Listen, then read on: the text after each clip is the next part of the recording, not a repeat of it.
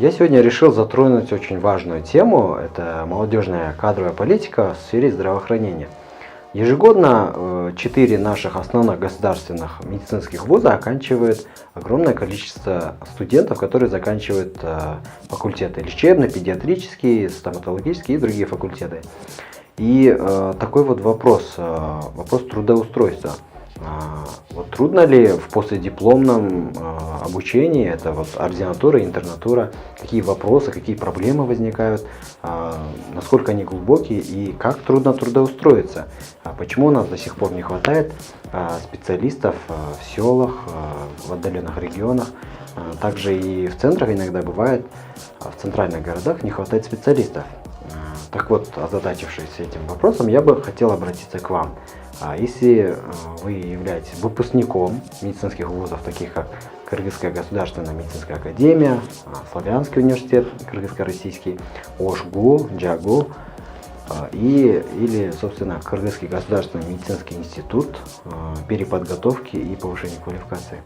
Если вы оканчивали их в 2015, 2016 или 2017 годах, пройдя ординатуру или интернатуру, смогли ли вы трудоустроиться по месту жительства, либо в других регионах? Если нет, то по каким причинам? Мы бы хотели очень глубоко изучить этот вопрос и сейчас проводим исследования. Исследование проводится при финансировании кыргызско-швейцарского проекта по реформированию последипломного медицинского образования.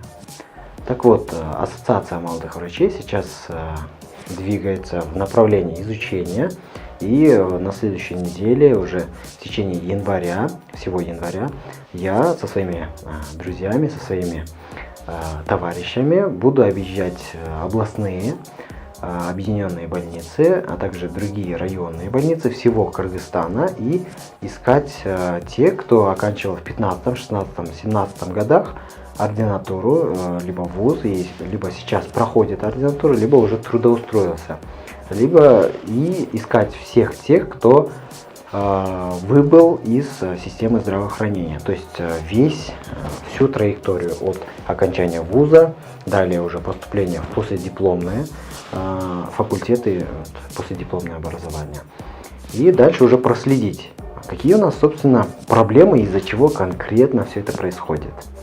Провести детальное исследование, как количественное, так и качественное исследование, и выявить четкие причины, чтобы их потом уже оформить уже в виде пути решения проблем.